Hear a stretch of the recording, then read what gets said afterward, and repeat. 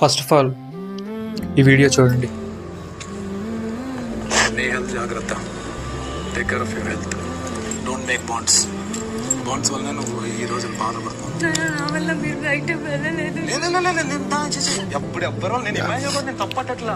చూసారా వీడియో? ఒక చెయ్యని తప్పుని ఒక అమ్మాయి మీద అంత రుద్దేసి నీ వల్లే వెళ్ళిపోయాడు అంటే అది ఎంతవరకు కరెక్ట్? అది నాకు అర్థం కాదు.